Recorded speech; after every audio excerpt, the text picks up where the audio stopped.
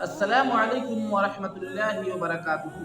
मेरे मोहतरम अजीज साथियों, इराक के अंदर एक शादी समारोह में एक बड़ा हादसा देखने को मिला, जो तमाम इंसानों के लिए एक बहुत बड़ी इबरत और बहुत बड़े एहसास की बात है कि वो लोग भी खुशियां मना रहे थे, इंजॉय कर रहे थे, आतिशबाजी कर रहे थे और इसलिए कर रहे थे कि वो एक खुशी का दिन था उनके लिए। कुछ लोग जायज़ तरीके से खुशियां मनाते हैं, कुछ लोग नाजायज़ तरीके से मनाते हैं। बहरहाल वो खुशियां मना रहे थे और आतिशबाजी करने की वजह से वो आग की चिंगारी ऊपर की तरफ गई और झूमर में जाकर लग गई और झूमर में लगने की वजह से उसमें आग लग गई। और जब आग लगी तो झूमर का हिस्सा, जो कि काफी लंबा चौड़ा था, वो कट कट कर गिरना शुरू हो गया और नीचे समारोह में पब्लिक जो है भरी हुई थी, कसी हुई थी।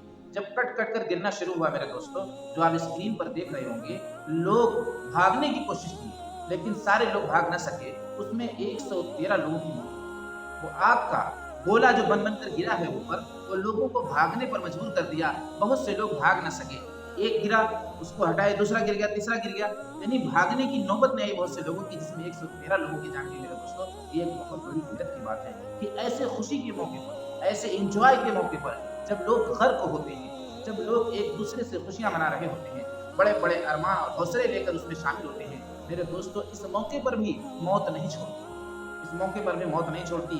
हमें हमेशा चौकन्ना रहना है और ऐसे हादसों को अपने लिए इबरत बनाना है, अपने लिए एहसास की बात बनाना है कि हम जहां भी जाएंगे मौत की तैयारी के साथ जाएंगे। मौत की तैयारी क्या है? हम सब के रब की रिजा, हम सब के रब की फरमा बरदारी, उनको मनाने की कोशिश, उनको मनाने की जद्दोजहद।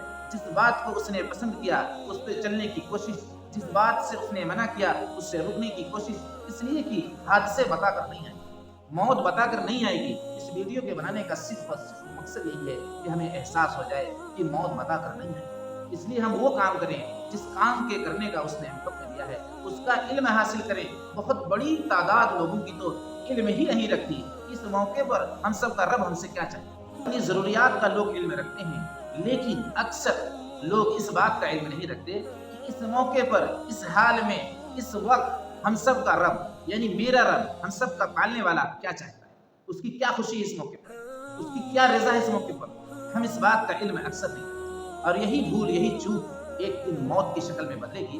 फिर सिवाय पछताने के कुछ हाथ नहीं आएगा मेरे दोस्तों। ये बहुत बड़ी इबरत की बात है कि लोग किस खुशी, किस अरमान के साथ उसमें शामिल होंगे।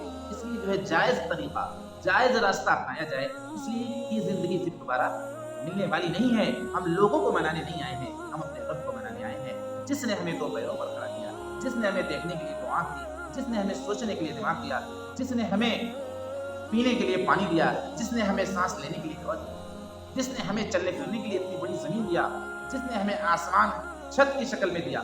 मेरे दोस्तों, ऐसे रब की अताअत के बगैर जिंदगी अगर गुजर रही है और उसकी मर्जी के खिलाफ गुजर रही है, तो फिर मौत बताकर नहीं आएगी। मौत बताकर नहीं आएगी। और जब मौत आती है तो लोग एहसास करते हैं, यकीन करते हैं उसी बात का जो जीते जी नहीं कर रहे थे। लेकिन चूंकि अब वक्त खत्म हो जाता है और आखिरी वक्त होता है, हिसाब किताब का वक्त हो जाता है,